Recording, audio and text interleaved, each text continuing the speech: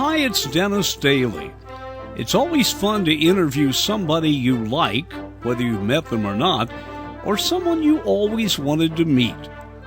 I went to a church in Los Angeles and spent part of an afternoon talking to a woman who has been, well, a real heroine of mine, since I was a young disc jockey. I hear the sound of music, your favorite kind of music. She was a megastar on RCA Victor back in the 60s. Then Della Reese's career waned. She went into the ministry, but now she is the driving force behind one of the biggest shows in television, Touched by an Angel. I sat down at her office at her church where she was preparing her Sunday sermon after having flown back from Salt Lake City after a week's taping of Touched by an Angel. I asked Della Reese about her new book, Angels Along the Way, and about her humble beginnings in a family where it was tough just to make ends meet. I don't think the ends ever met. You know, it wasn't that we just had a little trouble making them meet. I don't think they ever met. I don't think even there was the attitude that they would ever meet at that time in my life. People just sort of said, this is the way it is, and this is what we have to deal with. What were your folks like? I remember one of the things you said is that your dad taught you diction, which I thought was interesting. Before going on the air, I was mentioning a song of yours I love so much in which you so well pronounce several words. It's kind of your hallmark. Well, he just would not answer if I spoke and you could not understand what I was saying. And if he did answer, he'd answer with some slideness, like his favorite was, "Who died?" He didn't say about nobody dying, but he would say, because he couldn't understand, he'd say, "Who died?" and look you right in your face, you know, answers of that nature. Or he just wouldn't say anything at all until you, and you know, you get to know your father and your mother, you should, and I would know by his reaction that I wasn't speaking clearly, and so I would stop and I would slow down, and so he would answer me. Now, did you have a problem speaking, or was this just something in your dad's mind? He wanted you to be able to communicate well.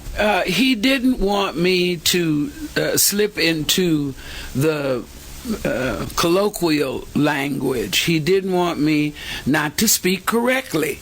He wanted to hear the T's and the E's and the L's, and I have no idea what his motive was, but that's what he wanted, and it was his house, so we usually did what he wanted us to do.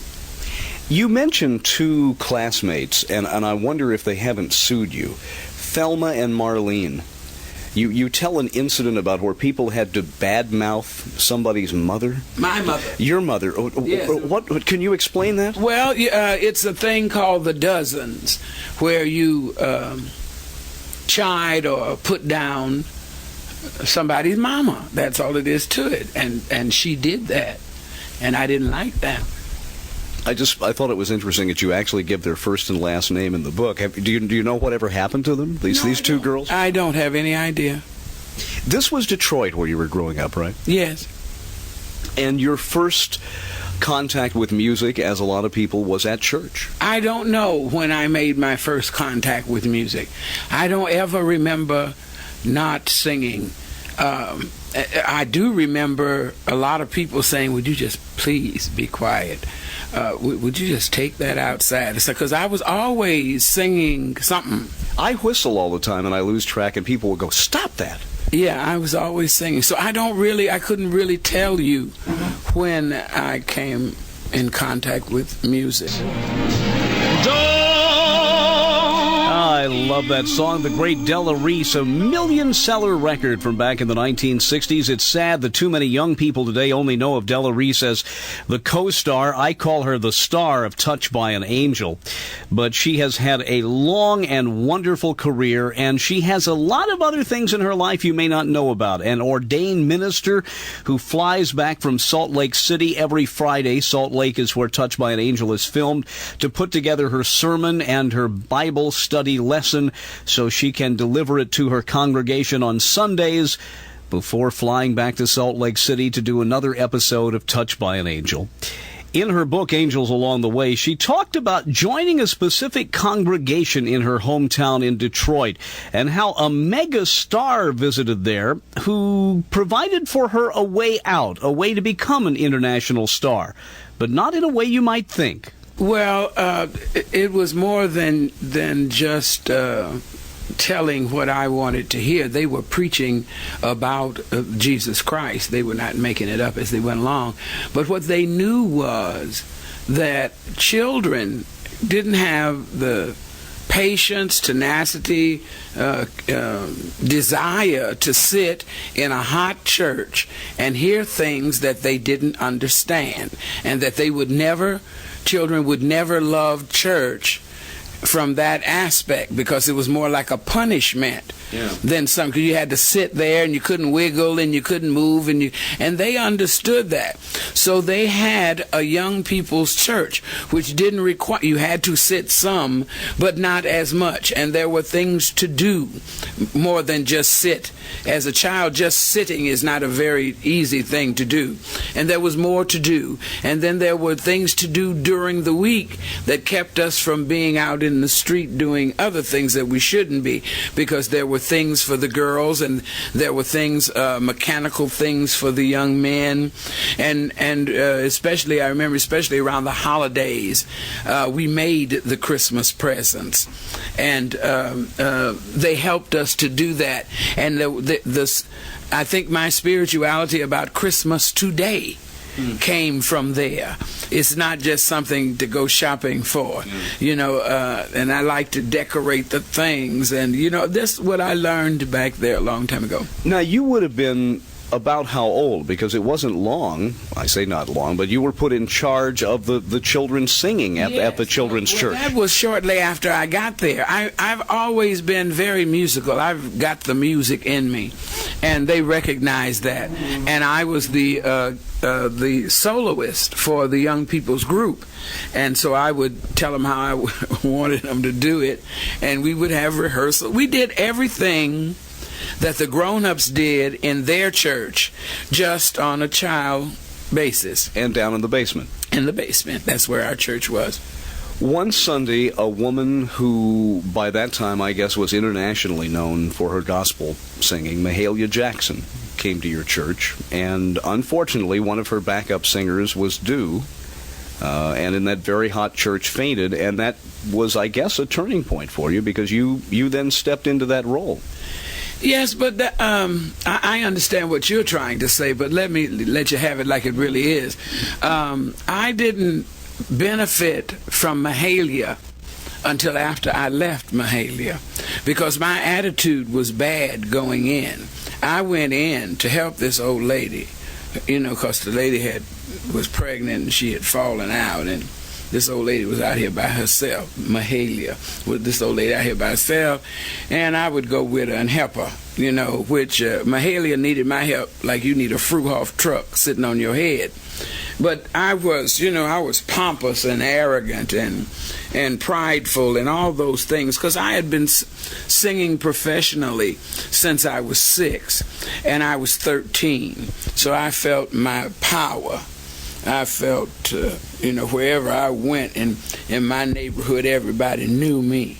And well, that's interesting. Maybe I sped-read through that chapter so much, but I didn't feel that pompousness, you used the word. Oh, I was. As expressed, maybe I missed that. You must have, because I was. That's all it was. I was. That was my attitude, what I just told you. I went with her to help her like she needed me. She didn't need me. But that's how inflated I was with myself. And you should read that chapter, because the little girl in Lynchburg, Virginia leveled me right off. But I won't tell you that, because then you won't be interested in the book. Okay. Let's move on to some other people. I want to move ahead, if I may, out of sequence. I met your husband at a press conference when you were talking about your experiences with CBS. I found him to be a gracious kind of guy, and after a couple of minutes with him, I said, hey, here's a guy I want to go have a sandwich with. Yes. He just has this in. Yes. How did you meet him? And tell the story about the pie and the airplane. I love that. Well, see, you're going to make it unnecessary for people to read my book. Well, then... And I don't want to do that. I want them to read the book. book. All right, let me But retract the question. How did you meet Franklin? He is just what you said, a person that if you spend 10 minutes with him, you don't want to be without him. You want to go have coffee, or you want to have lunch, or you just want to sit where you are and talk to him. I went to apply for a job with him, and I never did get the job. We were talking about her husband, Franklin. Franklin Lett is her third husband, but according to Della Reese, the first two marriages, well, they didn't count much. First time I've ever been married, only husband I've ever had. And let me be this way too, it's the only time I've really been a wife, felt like a wife, acted like a wife. I'll try not to give away the book, but I have to ask you about a couple of dark moments you went through, and where you talk about the people around you acted as angels to pull you through. One was a very bad accident you had involving the walking through a glass door. Yeah. It was a Dr. Harvey Cantor, Yes. I believe. Dr. Cantor is my next door neighbor, and when I did this, for the severity, I had 1,000 stitches and lost 7 pints of blood. I only have 9. And my daughter ran down to Dr. Cantor's house, which is about an eighth of a mile, I guess, and got him and brought him back.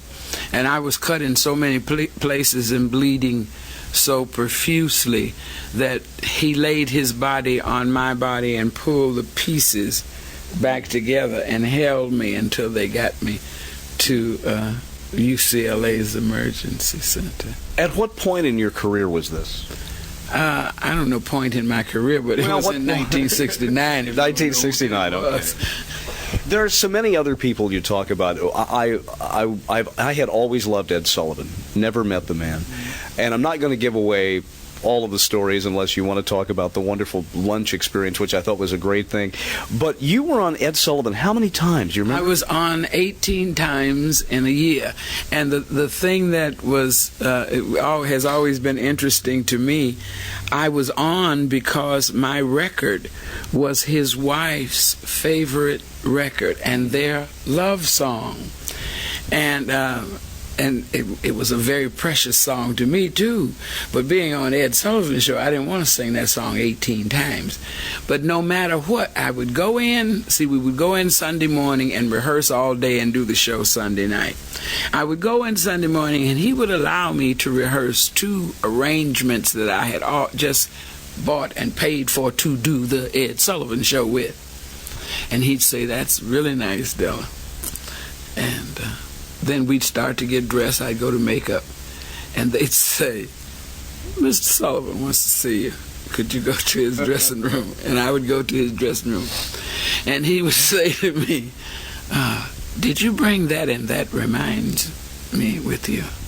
And if I said no, he said, "Where is it? I can send and get it." So I just started to bring it because there was no, if he wanted it, that's what I was going to do.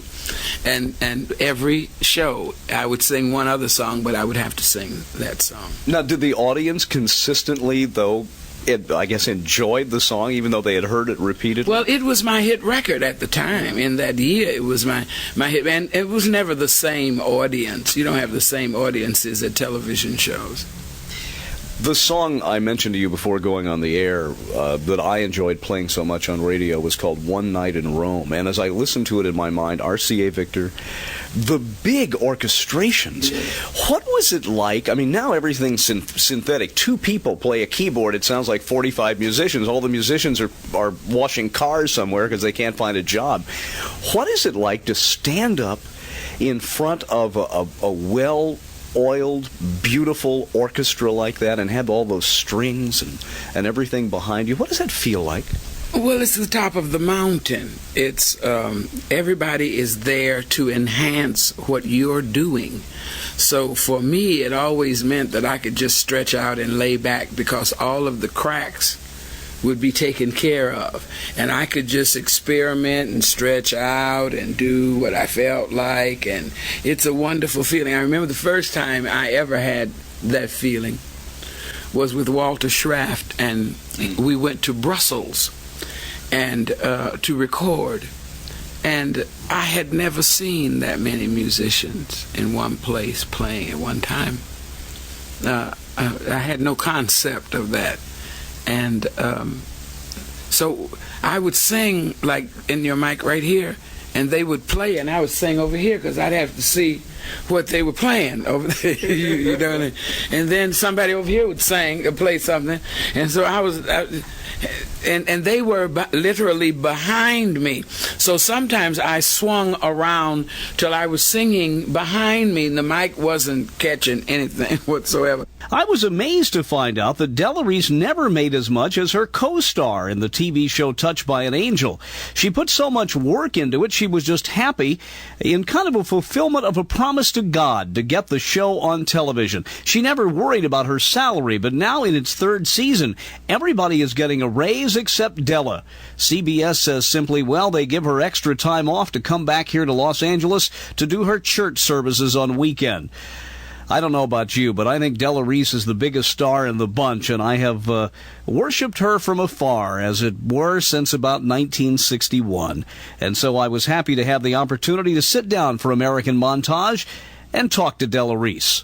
You were introducing to a wider audience, if not the sound of gospel music, a lot of the movement of it, the feeling of it. I cannot separate music. Music is God. You can't separate. You can't divide God. I mean, what portion goes here, what portion goes there. You can't do that.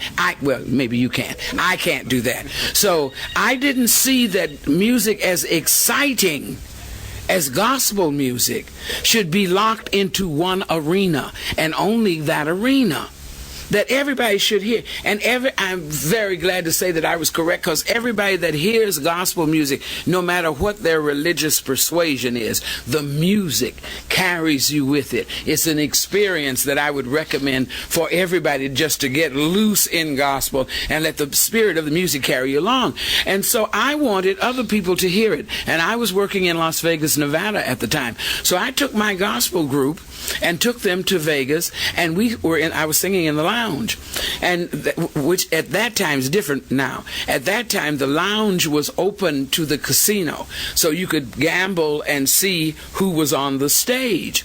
And we began to sing this gospel, and they left the tables, and they began to crowd around the room. And so that's how I got to be a major operator there and go into the main room, because they locked us in the main room so that the people who were gambling could not. So that was my first main room top headlining star thing in Vegas, because I was a lounge act until I took the gospel, and the people just left the tables and they were standing there clapping and they said, no, we're going to put her in here, close this door. I was raised in a Catholic tradition, but my mother was a member of what is called the Christian Church. Mm-hmm. It's a Christian sect. And there was so much music in her house, and I remember she and her sisters would get together, and she would almost apologize for playing these Protestant hymns in a Catholic church. But boy, I just loved it as a child. I mean, I have always loved music. When I was in first grade, I had a wonderful nun, Sister Mary Grace. Not to make a long story, but my dad went to her and said, my son cries when he hears symphonic music. What's wrong with him? And Sister Mary Grace apparently told my dad, nothing, that's wonderful. And she taught me to conduct. I got an album that had the Nutcracker Suite on one side and the Children's Corner Suite on the other, and she taught me to conduct, and suddenly I became a part of the process. I still cry at some kinds of music, but I was able to listen to it. I just pity people who don't have a soul that lets them emote through music. Mm-hmm. They have it. They just control it. We all have it, but they control it with reasoning and whatever else, you know. Della, let me ask you about some of the people you met along the way who may be familiar. I used to, from a distance, never met the woman. I always thought Ethel Waters was such a wonderful woman. Was what you saw what you got? There's a wonderful picture in the book of you with Ethel Waters. Absolutely, and she was my idol when I was coming up. When we would go to the movies and I would see her, I could relate to her. I could relate to her more than I could relate to Lena. There was something in Ethel that was in me, and I could relate to that. And eventually I had a chance to be with her, and she was as marvelous as I had always thought. She did not disappoint me in any way. You also have a picture of a gentleman whom I was lucky to meet before he died, and that's Tennessee Ernie Ford. He was my buddy. He was fun. And he felt the same way I felt about gospel. He had been trying for like 30 years to get them to do a gospel television show, because he wanted other people to hear the gospel. And he finally got that, and he invited me, because he knew how long I had been trying to. He invited me to do this show with him, and we did 2 of them, and they are in my prized possessions.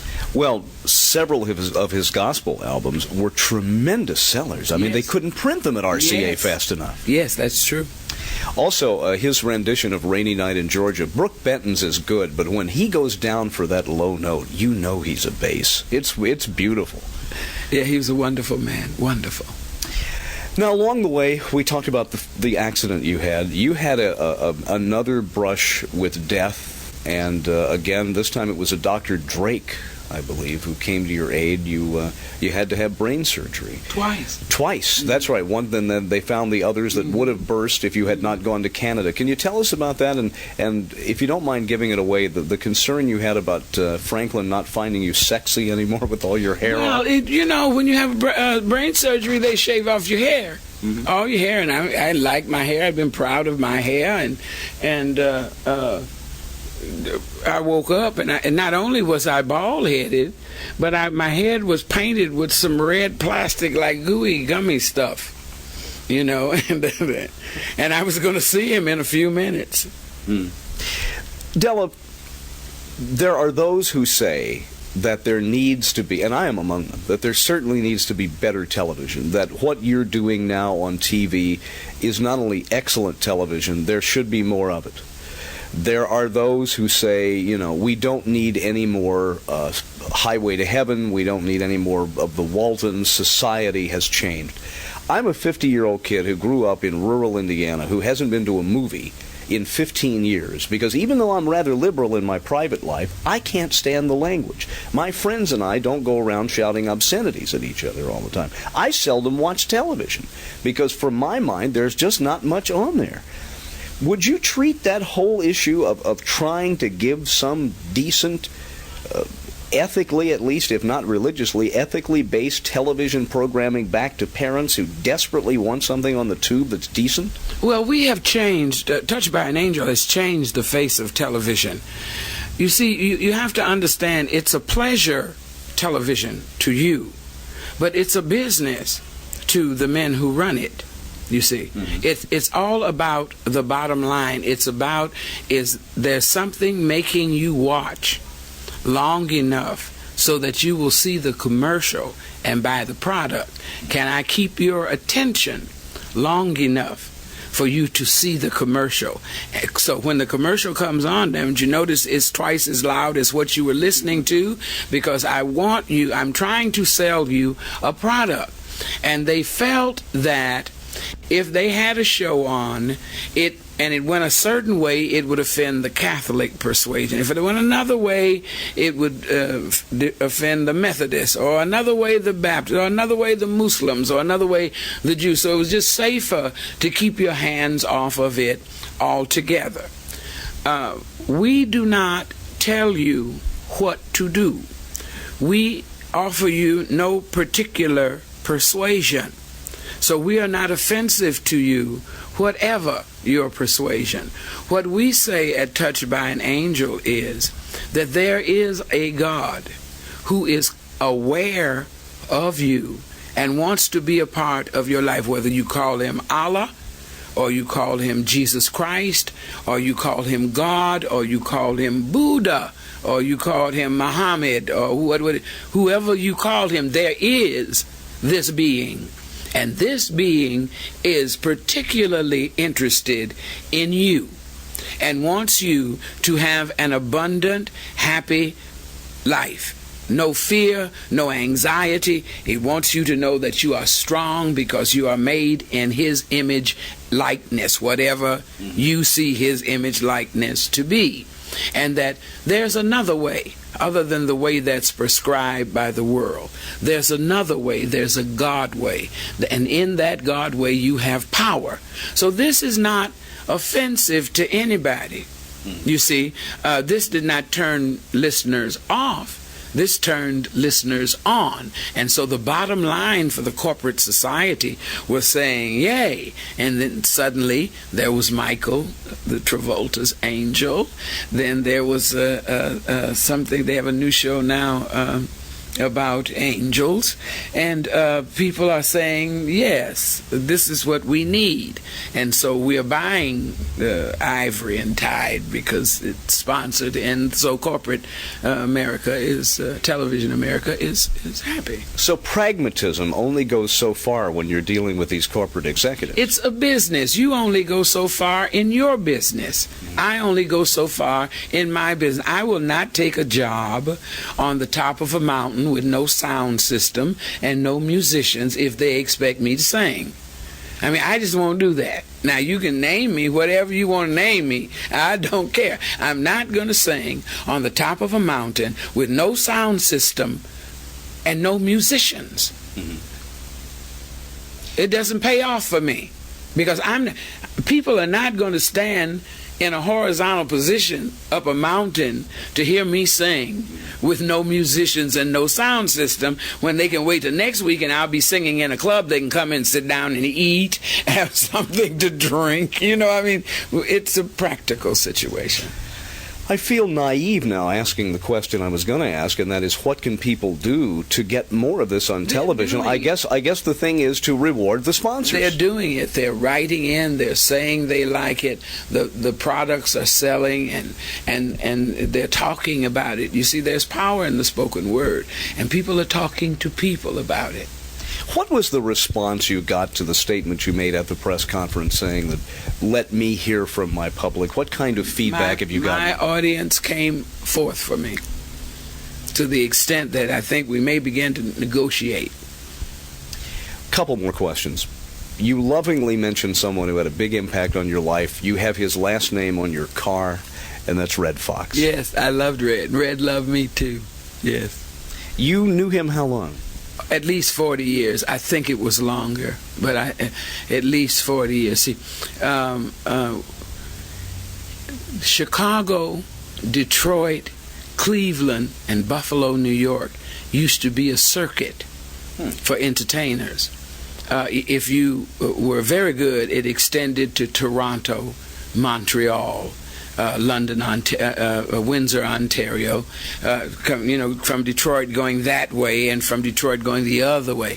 And we worked that circuit together. There was also another circuit, the Apollo in New York, and Washington and Baltimore.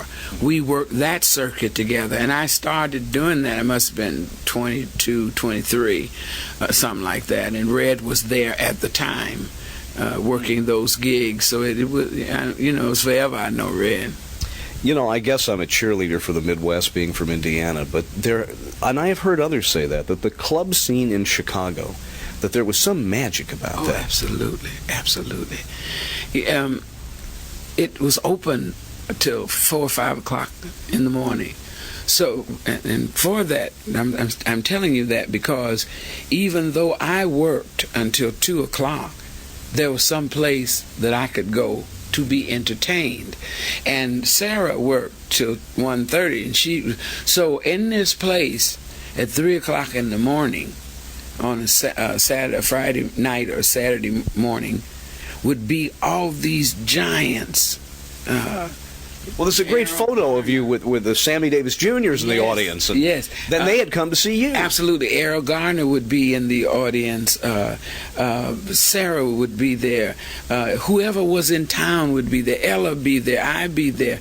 Dinah be there. And we would all gather together for those 2 or 3 hours of our feeling good. Because all night, all week, and all night we had been entertaining other people to feel good. And we might leave there and go to somewhere else where somebody else was working. So it was exciting. And the people knew that. They knew the places where we would all gather because we jam. You start playing something I know, and I just start singing it. You see, and the audience knew that. We had plenty of fun. I'm very happy to say that my audience and I are friends.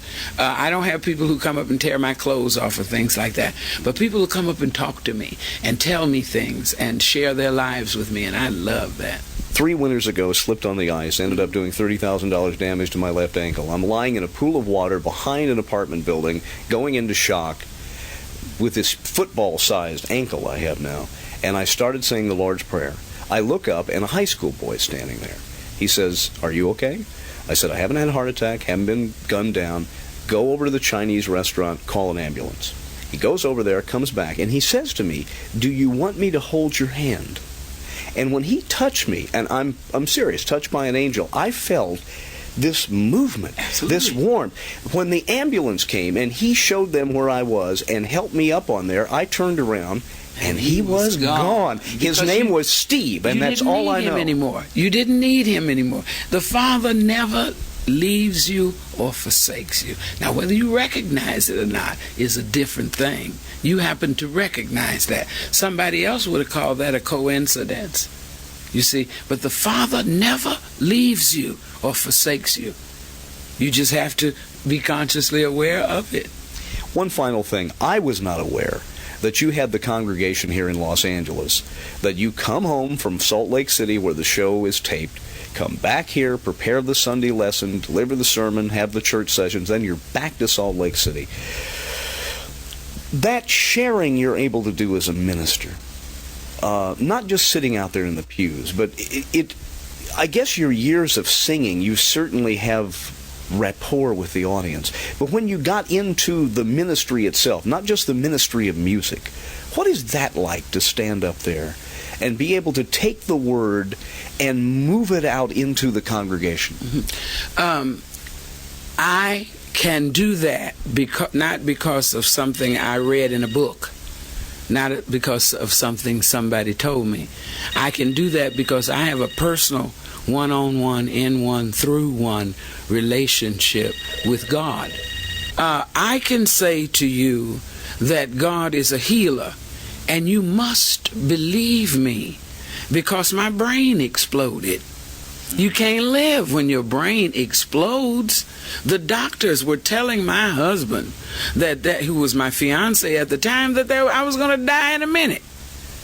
And there was nothing could be done about it. But I practice the principles that I teach, and I am alive. I did not die. As we were talking about earlier, I lost 7 pints of blood. You don't have but 9. I didn't have but 9. I can tell you, and you must believe me because he has done it through me, and I think that's why he did it through me. So I would be able to say, look at me. I can witness to you that this is so. Well, Della, I'm going to let you go back to work preparing your lesson for Sunday, and I really treasure this moment. Thank you very much. I've enjoyed you, too. What a thrill, spending time with Della REESE. I'm Dennis Daly.